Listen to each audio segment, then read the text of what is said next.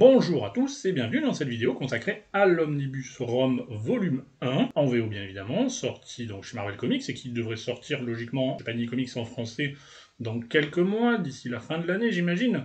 Donc moi j'ai pris la version VO, là je voyais j'ai pris la variante de Frank Miller, avec l'un des deux épisodes avec les X-Men. Ce sont deux covers Frank Miller d'ailleurs, celle-là c'est la cover du premier épisode de Rome, qui est, si je ne m'abuse d'ailleurs, la première cover faite par Frank Miller pour Marvel Comics. Donc, tout le monde l'attendait cet omnibus, hein. Donc il va y en avoir 3 logiquement en tout. Ce sont de petits omnibus, donc techniquement ça aurait pu tenir en 2, hein. Ça doit faire dans les 700 pages. Le second volume d'ailleurs, le deuxième volume, pardon, doit logiquement faire encore moins de pages, donc ça aurait pu tenir en 2, mais là ils vont le faire en 3, donc ça a l'avantage au moins d'être extrêmement maniable. À l'intérieur, vous allez retrouver les épisodes de Rome 1 à 29, ainsi que le Power Man and Iron Fist numéro 73. Donc Rome, c'est évidemment un peu l'arlésienne du monde des comics, surtout en France, j'ai envie de dire, puisque c'est une série qui avait subi, qu'on suivait dans Strange évidemment, et qui avait subi les foudres un petit peu de la censure à l'époque de Lug, et qui avait même été arrêtée, étant trop violente, un petit peu trop horrifique au fil du temps, même si dès le début on verra qu'il y avait quand même des choses qui posaient problème avec la censure, on comparera avec des épisodes de Strange, et donc c'est une série qui au fil du temps, en plus ils avaient des problèmes de droit, donc elle bénéficie vraiment d'une aura considérable, hein, en France notamment, mais pas que, mais d'autant plus en France à cause évidemment des problèmes de la censure, mais aussi à cause des problèmes de droit, puisque Rome en fait c'était l'adaptation d'un jouet fait par les Parker Brothers, que plus personne ne connaît aujourd'hui je pense, hein, ce jouet-là, sincèrement, voilà. Et vous voyez qu'il était quand même drôlement plus cool dans le comics que qu'en tant que jouet physique, on va dire. Et donc ça fait partie de la vague d'adaptation, de licences, de nouvelles tentatives. Disons qu'à l'époque, ils avaient développé donc, là, les comics sur Star Wars, etc. Ils cherchaient Marvel d'autres, si vous voulez, licences. Donc ils avaient pris les Micronauts de jouets. Les Micronauts, enfin, soi-disant, c'est les fabricants de jouets qui les avaient contactés Marvel en leur demandant de faire un truc, donc ils avaient accepté de faire des comics concernant deux jouets, donc de deux fabricants différents, d'ailleurs, les Micronauts et Rome. Et donc, à un moment, suite à des problèmes juridiques, en fait, si vous voulez, Marvel avait perdu les droits de Rome, donc, bon, je vous laisse aller voir la fiche Wikipédia pour ça, hein. Et donc, du coup, ils ne pouvaient pas republier, si vous voulez, ces épisodes, ce qui fait que depuis leur parution quasiment originale, il n'y a jamais eu de réédition en TPB, etc., ou Omnibus, donc là, forcément, c'est extrêmement attendu par une grande communauté de fans, parce que cette série était quand même très appréciée, elle n'est pas sans défaut, mais elle est quand même très appréciée, et donc pendant très longtemps, on n'a pas pu avoir de réédition, donc, et même en France, on n'a jamais eu la série dans son intégralité, donc forcément, les fans ont un peu les dents, et bon, ont forcément envie de lire ça aujourd'hui d'une manière optimale, en omnibus, et en intégralité, sans censure, effectivement. Alors ce que je vais faire, c'est que je vais vous donner un petit peu mon avis, en quelque sorte, sur la série, de manière générale, parler un peu des auteurs, principalement de Bill Mantlo et Sal Buscema. Je vous ferai aussi une petite comparaison donc, avec des Strange, on verra, on comparera les couleurs et notamment la censure, et ensuite je vous ferai le flip-through classique, on va dire. Donc cette série, qu'est-ce qu'elle vaut? Parce que, bon, moi c'est une série que j'apprécie beaucoup, mais c'est vrai qu'il y a la nostalgie qui joue aussi, hein.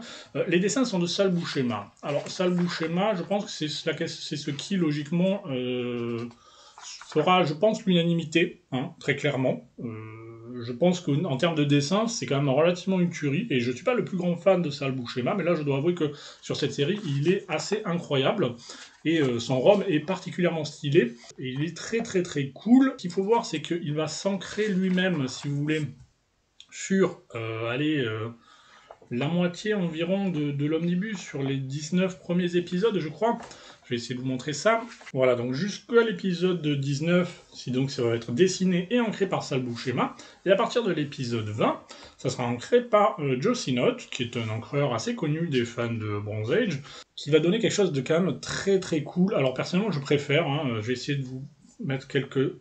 faut essayer de comparer ça. Vous voyez, là, donc j'ai mis 2 pages côte à côte. Donc à gauche, celle-ci, c'est Rome, pardon, donc dessiné et ancré par Sal Buscema, et à droite, vous voyez, dans ma main droite, ancré par Joe Sinnott. Donc vous voyez qu'en termes de reflets, de luminosité, de brillance, etc., personnellement, je trouve ça quand même un peu plus fin et un peu plus stylé quand même lorsque c'est ancré par Joe Sinnott, mais bon, après les goûts, les couleurs, hein, vous ferez votre avis. En tout cas, dans les deux cas, c'est tout à fait excellent en termes de dessin. Je vais essayer de vous en prendre un autre exemple. Oui, là encore, en ce qui me concerne, il n'y a pas photo, mais globalement, c'est quand même excellent, hein. Dans les deux cas, les dessins sont vraiment, vraiment cool. Ça, c'est le truc qui, je pense, satisfera tout le monde, les vieux comme les plus jeunes, franchement. Et même si, bon, on verra, il y a beaucoup d'illustrateurs sur les covers, et c'est vrai que sur certaines covers, notamment de Michael Golden, qui était le dessinateur des Micronauts, on se dit que ça aurait donné quand même aussi quelque chose de très sympa si Rome avait été dessiné par Michael Golden. Je vais essayer de vous trouver ça. Vous voyez, là à gauche, vous avez la cover dessinée par Michael Golden, et là à droite, donc le comics dessiné par Sal Buscema. Dans les deux cas, c'est extrêmement cool, hein. Attendez, clairement. Mais c'est vrai qu'avec Golden, ça aurait pu donner quelque chose aussi de différent, mais de très intéressant. Je vais vous montrer un autre exemple.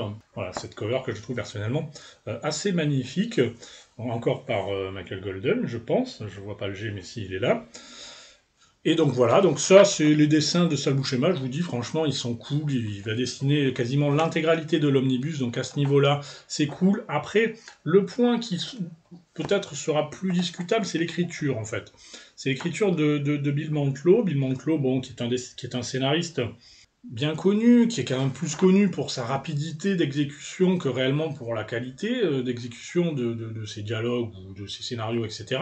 C'est quelqu'un mais bon, moi c'est quelqu'un que j'apprécie quand même beaucoup. Honnêtement, moi je l'ai relu en intégralité, j'ai trouvé ça plutôt cool. C'est vrai que je sais que certains ont trouvé ça un peu daté, si vous voulez. Je crois que c'est notamment Jen Mint qui a découvert la série avec cet omnibus et qui l'a trouvé un petit peu, bon, un peu lourd au niveau des dialogues, etc. C'est un côté un peu, si vous voulez, un peu trop descriptif, un peu trop.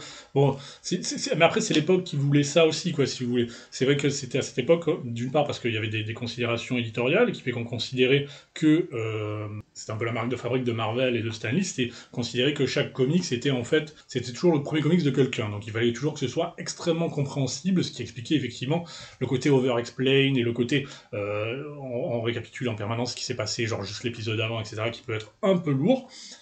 Mais c'est pas lié qu'à ce comic, c'est quelque chose qui se faisait de manière générale, si vous voulez, à cette époque. Même s'il y a un truc, parce que là, ils ont mis les courriers des lecteurs, ce qui est très intéressant. Là, c'est intéressant parce qu'on voit que malgré tout, cette critique qui est faite, notamment aujourd'hui, par les jeunes lecteurs vis-à-vis des comics du Bronze Age, quoi, c'est ce côté over-explain, etc. C'est quelqu'un, à l'époque, leur faisait déjà la remarque et lui critiquait déjà ça, Bill Mantlo. Et d'ailleurs, ce qui est intéressant, c'est surtout intéressant, là, les trucs, parce que c'est répandu par Bill Mantlo.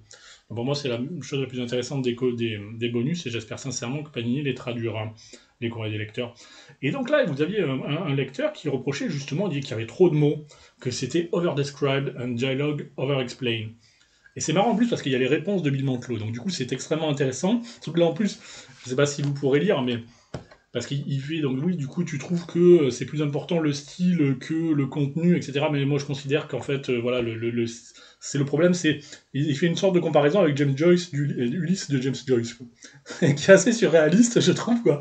Et t'es là, presque, il prend, et c'est vrai, il se justifie en quelque sorte en invoquant James Joyce, dire oui, mais tu vois, si on privilégie trop le style, après on fait un truc, ok, tout le monde dit que c'est génial, mais personne le lit. Alors, je trouve ça un peu je trouve ça un peu abusé de genre se mettre dans la même conversation que James Joyce, mais bon, peu importe. Oui, donc le style il est parfois un peu lourd, on va pas mentir, mais honnêtement, je trouve que la série elle a vraiment de belles qualités, et c'est vrai que si vous voulez, certains des critiques qu'on peut faire en termes d'écriture à Bill Mantlo pour cette série, ce sont des critiques qu'on peut faire à l'égard de plein de séries de l'époque, parce que évidemment que ce n'est pas en termes d'écriture au niveau, par exemple, des X-Men de Claremont à ce moment-là, mais j'ai envie de dire quasiment aucune série n'était à ce niveau-là chez Marvel, presque, quoi. Mais sinon, ça dépend avec quoi on le compare. Si vous le comparez avec, j'en sais rien, les Defenders de cette époque, ou même avec les Avengers de cette époque, il n'y a pas que des chefs-d'œuvre en termes d'épisodes et en termes d'écriture dans les comics de cette époque, hein. Donc, certaines des critiques qui peuvent être faites vis-à-vis du style, j'ai envie de dire, on peut les faire un petit peu à tout le monde, mais c'est vrai que Bill Mantlo, c'est quand même quelqu'un qui écrivait énormément, c'est ça qu'il faut voir aussi. Il écrivait plein de trucs, il écrivait les Micronauts en tant que série régulière, il écrivait Rome, il écrivait aussi à ce moment-là Hulk, il écrivait plein de trucs à gauche, à droite, donc c'est plus voilà, c'est plus du travail à la chaîne que du travail d'orfèvre quand même en termes d'écriture, c'est pas mentir. C'est vrai que parfois ça se ressent. Pour les plus jeunes, il y aura parfois des choses qui sont peut-être un petit peu arides à lire, un petit peu trop lourdes effectivement en termes de texte. De mon point de vue, ça passe. Ça ne m'a pas gêné plus que ça la lecture, même si évidemment parfois, bon aujourd'hui, ça ne passerait plus évidemment. Mais bon, globalement, c'est une série qui est assez cool. Franchement, moi, j'ai plutôt apprécié de le relire aujourd'hui, et je serai là, je pense, pour le volume 2. Mais avant d'attaquer le flip-through à proprement parler, on va comparer un petit peu les couleurs et la censure par rapport à quelques stranges que j'ai pu récupérer de cette époque. Et ce que je vais faire, peut-être autant j'essaierai peut-être, si c'est trop long, de couper cette partie pour en faire une vidéo dédiée pour les gens qui éventuellement ne seraient intéressés que par cette section de la vidéo. Je verrai ça ensuite au montage. Comme vous le voyez, c'est scénarisé par Bill Mantlo, dessiné par Sal Buscema. Vous avez évidemment la table of contents. Vous avez un texte là de Chris Ryall, qui est un gars de IDW, je crois. Moi, j'ai pas trouvé ça dingue, hein. Je vais pas mentir, pour moi, j'ai pas appris grand chose, pour être tout à fait honnête, et il y a certaines pages qui sont extrêmement descriptives. Rome, qu'est-ce que c'est? Vous commencez là, évidemment, vous avez le personnage qui est introduit dans l'univers Marvel, donc c'est un Space Knight, un chevalier de l'espace, qui vient de la planète Galador. Il y a des similitudes très fortes, si vous voulez, avec le Silver Surfer. Hein. Donc dès le début, il vous explique, en fait, il va être confronté à cette race de spectres qui sont des Wraiths, donc en VO, et des shapeshifters, en fait, qui sont extrêmement maléfiques, évidemment, qui vont attaquer, en fait, la planète donc, originelle de Galador, Galador, la planète originelle, pardon, de Rome, et à l'époque c'était une civilisation pacifiste extrêmement développée, etc. Et pour lutter contre cette menace extérieure des spectres, etc., ils vont demander des volontaires parce qu'ils n'avaient plus vraiment de guerriers, etc., pour devenir des sortes de cyborgs, pour combattre les Wraiths. Voilà, donc, dès le premier épisode c'est expliqué, donc c'est pas du spoil. Donc ils vont vaincre les Wraiths évidemment, mais ils vont se dire non mais ça suffit pas d'avoir repoussé, si vous voulez, l'invasion Wraith, il faut qu'on aille les détruire complètement, parce que sinon ils vont asservir d'autres peuples, etc. Donc c'est pour ça que les Space Knights, les différents Space Knights qui avaient été sélectionnés, ils vont aux quatre coins de la galaxie pour lutter et essayer de démasquer ces Wraiths qui sont capables de s'infiltrer.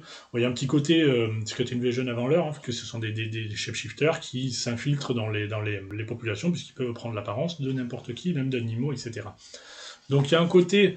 donc déjà dans l'origin story de Rome, il y a un côté très Silver Surfer, dans le côté, si vous voulez, il a d'ailleurs dans les courriers des lecteurs, c'est souvent évoqué, hein, le côté il renonce à son humanité pour sauver sa planète, et après il part en exil, etc. Enfin, pas en exil, mais bon, voilà, quoi. Donc il y a des thématiques qui sont extrêmement similaires à celle du Silver Surfer, aussi au niveau moral, j'ai envie de dire, parce que c'est un personnage, c'est vraiment le chevalier blanc, Rome, hein. Et c'est pour ça que c'est un comics qui, d'une part, bon, certains de l'écriture poseront peut-être problème pour le côté un peu lourd, un peu over-explain, etc. C'est aussi un comics qui est écrit, alors c'est pas anti-moderne, mais j'ai envie de dire, c'est pré-moderne, quoi, si vous voulez. Dans le sens où là, alors je vais caricaturer, mais c'est vrai que les comics modernes, c'est les méchants, ils sont pas vraiment méchants, et les gentils, ils sont pas vraiment gentils. Je caricature, mais c'est pas... là il y a une cover qui est chouette, hein, Miller et Austin. C'est quand même souvent ça, les comics récents. Là, c'est pas le cas. C'est pour ça que là, je vous dis, c'est pré-moderne, mais dans mon esprit, c'est d'une manière tout à fait positive, dans le sens où Grom, c'est vraiment jamais de la vie, il fera du mal à quelqu'un. Jamais de la vie, il mettra son intérêt en avant par rapport aux autres. Donc c'est vraiment le héros old school par excellence. Donc ça aussi, pour les plus jeunes et les gens qui sont habitués à dire, bon non, mais il faut toujours qu'en fait, ça soit les méchants qui soient les gentils, et les gentils qui soient les méchants, ça va peut-être vous déranger. Moi, je vais pas vous mentir, j'ai trouvé ça extrêmement reposant et extrêmement... ça nettoie un peu les neurones. Voilà. Surtout que je viens de me taper les 2 premiers épisodes de la série Echo et oh mon Dieu, ça fait du bien de remettre un peu l'église au milieu du village. Voilà. Là, oui, c'est vraiment complètement old school. C'est-à-dire, voilà, Rome, c'est un peu le Silver Surfer. Hein. Lui, jamais de la vie, il fera du mal à qui que ce soit. Hein. Donc, c'est vrai que pour les plus jeunes, certains diront que c'est un peu... moi, je trouve pas que ce soit niais, mais bon, après, hein, les avis, c'est l'expression. Donc, il arrive sur Terre, donc forcément, il va rencontrer des humains il va y avoir incompréhension, parce qu'il y a toujours incompréhension dans les comics, hein, surtout à cette époque. Donc, il va forcer d'autant plus face à des shapeshifters, etc. Mais il va aussi créer une sorte de triangle amoureux avec ces 2 personnages. Bon, là aussi, moi, je trouve ça pas désagréable, mais bon, ça révolutionne rien non plus. Hein, mais effectivement, il arrive sur Terre, les courriers des lecteurs, ils sont vraiment cool. Il arrive à trouver quelques humains qui arrivent à croire, parce que alors, en fait, lui, il a 2 armes, si vous voulez, j'en ai toujours pas parlé d'ailleurs. c'est le problème avec ce genre de vidéos où on part en freestyle. Il a des armes qui fait apparaître en fait en quelque sorte du subspace, quoi. Un qui permet donc d'identifier les races et de les faire apparaître parce que c'est le seul, grâce à cet appareil, à voir qui est un race et qui ne l'est pas. Et c'est marrant parce que souvent vous allez voir le gars qui a un mécano et qui va essayer de dupliquer cet appareil, alors que le gars c'est quand même un mécano, quoi. No offense au mécano, mais bon, c'est censé être l'arme ultra rare qui permet de... voilà, c'est le sommet de la technologie de la race galadorienne qui permet de déterminer qui est un race et qui ne l'est pas. Et bon, là, il y a le mécano qui essaie de la refaire. Et donc, oui, qu'est-ce que je dis? Donc, d'une part, il peut faire apparaître cette arme qui uniquement va indiquer qui est un race et qui ne l'est pas, mais seulement à lui. Donc, tous les autres humains, si vous voulez, vont pas voir que telle personne est un race ou non. Ce qui fait que, du coup, après, quand il va faire apparaître sa seconde arme pour enfin, pas le tuer, mais l'expédier dans les limbes, on en reparlera, forcément, les humains qui voient pas qu'en fait c'était un race, ils se disent, mon Dieu, mais il a tué quelqu'un, etc. Donc, du coup, ça va créer forcément de l'hostilité vis-à-vis du personnage qui arrive sur Terre et qui, en apparence, tue des humains. Donc là, on voit apparaître, il va commencer, parce qu'on voit que dans les courriers des lecteurs, beaucoup de gens demandaient quand est-ce qu'il va affronter ou rencontrer des personnages de Marvel, etc. On voit que là, une première timide incursion avec Doctor Strange qui arrive, mais sans confrontation directe, si vous voulez. Et donc oui, il y a son neutraliseur, et après, c'est un truc qui permet de... parce qu'il pourrait tuer les gens, mais il refuse de les tuer, les spectres, aussi néfastes qu'ils puissent être, si vous voulez, donc parce qu'il refuse absolument de tuer qui que ce soit. Je vous dis, il est particulièrement old school, hein. Et donc du coup, il va uniquement les bannir dans les limbes. Voilà. C'est parce que vraiment, c'est quand même un personnage complètement à l'ancienne, hein. Donc effectivement, qui a des valeurs morales extrêmement prononcées. On voit qu'il va essayer de trouver des alliés pour essayer de les convaincre, etc., de la menace race qui est présente sur Terre, etc. Donc ça va créer évidemment des situations qu'aujourd'hui on connaît bien, mais qui à l'époque étaient quand même assez intéressantes. Et il y a ce côté un peu horrifique qui posait problème aussi avec la censure, forcément. Mais c'est ce qui faisait que moi j'appréciais beaucoup la série, c'est qu'elle avait une tonalité, même si encore une fois il était très old school au niveau des valeurs, il y avait une tonalité qui était un peu différente des séries classiques qu'on voyait, puisqu'il y avait ce côté un peu, pas horreur, mais pas loin, quoi. Une cover absolument remarquable, hein, de Michael Golden. Donc là, vous avez le fameux épisode avec l'enterrement qui a été censuré. Voilà, avec ça, effectivement, on en a déjà parlé. Et le fameux Serpentine, donc je passe. Encore une magnifique cover de Golden. Donc là, on voit effectivement que les races sont infiltrés des agences plus ou moins importantes, etc., gouvernementales, et donc forcément, là, il y a quand même un petit côté Secret Invasion avant l'heure, c'est vrai, je l'ai déjà dit, mais c'est quand même vrai. Après là, oui, mon Dieu, cette cover, quoi. Voilà, ça c'est toujours Golden, hein. C'est pour ça que, bon, voilà, il fait venir Jack of Hearts, qui a été créé, je crois, d'ailleurs, par Bill Monclo, si je dis pas de bêtises. Donc ça, il fait intervenir des personnages qu'il a lui-même créés pour essayer de les mettre en avant, donc ça, j'ai envie de dire, c'est de bonne guerre, évidemment. Un personnage que j'aimais bien d'ailleurs, le valet de cœur, si bon, je trouvais assez stylé personnellement. Donc là après vous avez quelques épisodes, après je vais pas mentir, il y a quand même quelques épisodes parfois qui sont un petit peu faibles, vous avez un petit peu un léger ventre mou, celui-là en l'occurrence, je crois il est quand même pas dingo, quoi, hein. Ouais, cet épisode-là, et c'est souvent je trouve les épisodes, si vous voulez, où ils vont, ouais, parce qu'ils vont se lancer ça, des sortes de backup story, avec Saga des Space Knights, pour raconter en quelque sorte comment ça s'était passé à l'époque avant qu'il arrive sur Terre, en fait, parce que dans les courriers, beaucoup de gens, des lecteurs, on voyait que beaucoup de gens voulaient en savoir plus sur voilà, son monde originel, etc., ce qui s'était passé avant qu'il arrive sur Terre, etc. Donc, du coup, ils avaient fait des backup stories comme ça, de quelques pages en fin d'épisode, et je trouve qu'assez souvent, là pareil, bon, ça c'est Cochrane, la cover, là ils font apparaître le Mad Thinker, c'est pas terrible comme épisode là encore, et je vous le dis, moi je trouve que souvent quand il y avait les backup stories, du coup, l'épisode principal, il était, j'ai pas avancé énormément le schmilblick, je trouve, quoi, pour pas dire qu'il est un petit peu faible. Là vous en avez quelques-uns, voilà, donc après vous avez la saga des Space Knights, qui était très sympa, hein, c'était quelque chose que les gens avaient envie de voir, et après ils vont l'arrêter d'ailleurs de faire ça justement pour pouvoir de nouveau mieux développer l'épisode en tant que tel, si vous voulez, une cover de Bob Layton. Voilà, donc vous avez ce triangle amoureux, évidemment. Bon, je n'entre pas dans les détails, je vous laisserai lire ça, hein, sur qui et quoi, etc. Mais bon, voilà, ça révolutionne rien, ce triangle amoureux, mais c'est sympathique, franchement, ça va. Puis encore une fois, il faut le comparer avec les comics de l'époque aussi, hein. C'est sûr, si vous le comparez avec des comics actuels, voilà, vous avez une petite référence à Star Wars, quoi. Enfin, Empire Strikes Back, je pense, quoi. Steve Jackson, I love you, yeah, I know. Mais ouais, euh, donc voilà, donc ça se passe dans une petite ville, si vous voulez, de province aux États-Unis, donc c'est ça aussi qui était une des singularités, c'est que pour une fois ça se passait pas à New York. Donc là il essaye de convaincre évidemment toute cette communauté, dans cette petite ville, etc., qui commence à l'adopter en quelque sorte et qui a compris qu'effectivement il y avait cette menace extraterrestre. Donc ça, voilà, c'est plutôt sympathique comme arc scénaristique à développer. Après vous avez donc ces deux épisodes de X-Men, dont j'ai déjà parlé dans la censure, donc je sais pas si j'ai pas, mais vraiment l'épisode 17, ça vaut le coup de le dire parce que pour moi je vous dis c'est un des meilleurs parce que donc vous avez ces races donc qui sont 100% maléfiques, mais vous avez malgré tout un petit peu de nuance qui est apportée parfois avec certains personnages qui se sont en quelque sorte intégrés à la population. Donc ils vont être en quelque sorte pourchassés par les races originaux qui bon, les considèrent comme des traîtres. Et là vous avez ce race qui a fondé une famille en fait et qui s'est intégré à la population et qui a plus envie d'être un race. Donc il s'est devenu un fermier, etc. Et donc il a eu un enfant avec une humaine. Et c'est marrant parce que cet épisode-là, il a un côté très, je vous dis, horrifique, avec ce gamin qui va être... voilà, les Race, ils vont débarquer pour essayer d'enrôler le gamin, de force. Et ils vont y arriver, parce qu'il va pas pouvoir leur résister, et il va devenir une sorte de Damian, je vous dis. Et ça, c'est un épisode qui est extrêmement cool. Donc si vous l'avez pas lu, sincèrement, celui-là, il vaut le coup. Donc avec ce gamin qui est en fait ce monstre-là, hybride, qui va... et là, vous voyez, ce hybride, il a fait vieillir sa mère, hein, ce gamin. Il a tué son père et tout, donc c'est quand même un truc assez violent, hein, clairement, pour l'époque. Et cet épisode, il est, je trouve, extrêmement cool. Et l'épisode suivant, où il y a vraiment les X-Men qui arrivent, et forcément, ils vont se battre parce qu'ils comprennent pas, bah tiens, forcément, le monstre, il redevient enfant. Donc du coup, ils se disent, oh mon dieu, il essaye de tuer. Bon, ça, c'est le classique, hein. En même temps, je vais pas le reprocher à Mantlo parce que tout le monde l'a fait, ça. Tout le monde l'a fait, quoi. Le côté, c'est devenu un sujet de vanne, même maintenant, quoi. Quand les héros, ils se rencontrent, ils s'affrontent avant de parler, quoi. Donc tu peux pas non plus lui reprocher ça. C'est vu que tout le monde l'a fait quasiment depuis toujours, quoi.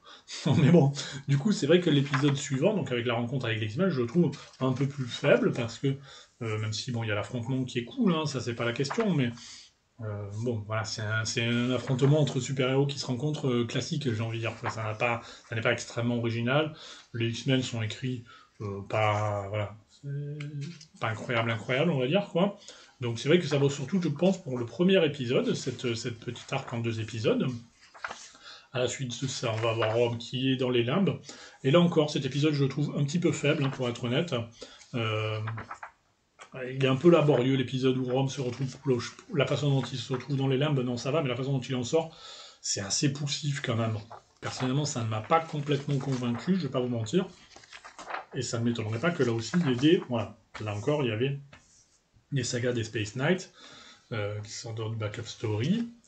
Ensuite, vous voyez, donc il y a d'autres Space Knights qui vont débarquer. Et ça aussi, c'était quelque chose qui était beaucoup demandé, parce qu'on voyait dans les origines story qu'il y avait plein d'autres Space Knights, donc forcément les gens, ils voulaient en voir d'autres, parce qu'ils avaient l'air tous extrêmement cool, avec des pouvoirs différents, etc. Donc forcément, les gens avaient envie. Et là, on voit, parce que les gens s'interrogeaient beaucoup aussi sur ces races, d'où ils sortent, etc. Vous voyez dans les courriers aussi, les gens, j'ai trouvé ça curieux qu'on n'en ait jamais entendu parler jusque-là dans l'univers Marvel. Et ils demandaient beaucoup, mais est-ce qu'il y a des liens avec les Skrulls, etc., machin. Donc on verra que voilà, les scrolls d'ailleurs apparaîtront un peu plus tard.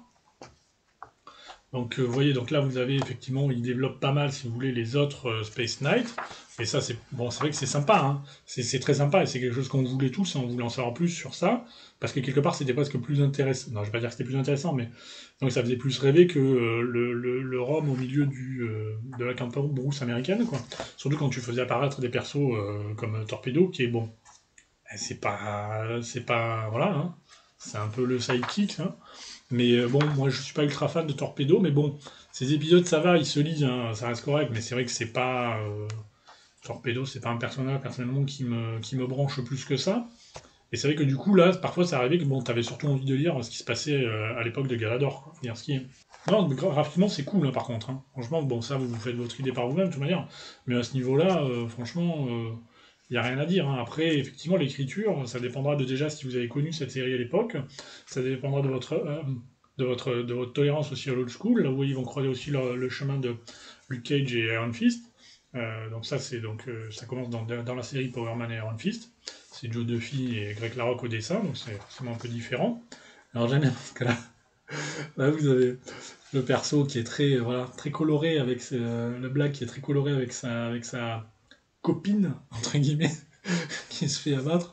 J'aime bien, parce que quand tu vois ça, tu dis, ouais, ok.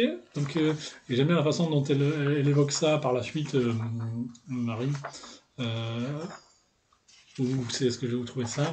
Voilà, c'est That girl was a friend to anyone with money. So, voilà, au moins, c'est clair. Voilà, c'est très délicat hein, comme description. Donc il va voilà, rencontrer il va expliquer c'est toujours pareil, il doit toujours expliquer aux gens, mais non, mais je les tue pas vraiment en fait. Déjà d'une part, c'est des aliens infiltrés, et en plus je les tue pas, je les envoie dans les limbes. Bon, voilà. Après, donc ça se poursuit évidemment dans la série Rome. Bon, c'est une enfant qui. Voilà, moi je me souviens de cette case, elle me fait mourir de rire. Ah, il est infiltré là, Rome. Mais non, mais c'est sympa quand même, hein. Franchement.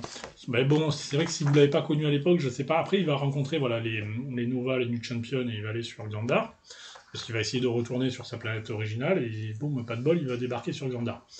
Enfin, pas de bol, non, ça va donner quand même des histoires plutôt sympathiques, hein, que moi j'avais bien aimé, euh, où il va chercher en quelque sorte sa planète, etc. Donc là, on va voir, il va être confronté aux autres races, voilà, notamment les Scuds, etc. Parce que bon, tout le monde disait, non mais comment ça se fait que, est-ce que c'est les mêmes, etc. Est-ce que c'est la même race ou quoi? C'est les cousins, voilà. Donc bon, donc ça c'est plutôt cool. Il va aider les gens sur Xandar, etc. à se débarrasser des Skrulls. Et ensuite, donc ils vont l'aider à essayer de retourner sur Galador, comme vous le voyez là. Et spoiling alert, ça va pas très bien se passer. Mais je vous laisse découvrir ça par vous-même, évidemment. Et surtout, après, il va affronter, entre guillemets, évidemment, mais quoique non, il va quand même l'affronter. Il va se retrouver face à Galactus, et ça va donner des épisodes que je trouvais personnellement extrêmement sympathiques. Et quelque part, ça boucle un peu la boucle de cet omnibus, puisque ça démarre fortement comme une sorte de Silver Surfer, et il se termine avec Galactus. En prenant un peu, bon là je spoil un petit peu, mais il va un peu servir quelque sorte pas de héros de Galactus, mais il va essayer de l'amener chez les spectres pour qu'il éparte sa planète. Donc ça c'est bon, ressort assez classique, mais qui est sympathique, qui est bien fait graphiquement. Le Galactus, franchement, de sa bouche et main, rien à voir avec le John, hein. Enfin rien à voir si c'est le petit frère, mais je veux dire c'est quelqu'un de différent du John Buscema que vous voyez souvent, qu'on a vu souvent sur la chaîne évidemment. Donc ouais, bon, et toujours, d'une part, vous suivez Rome dans l'espace, et après vous suivez ce qui se passe sur Terre, dans sa petite ville, etc. Donc avec le torpedo qui fait le service après-vente ici. Bon, forcément, c'était un peu moins passionnant, mais c'est pas mauvais, je trouvais malgré tout. Mais c'est vrai que face à Galactus, bon, bah forcément, c'est un peu compliqué. Et surtout que là, il va y avoir des pages magnifiques, je trouve, Galactus dans la dimension noire. Ouais. Enfin, ça va être incroyable, quoi. Moi, j'avais adoré. Euh,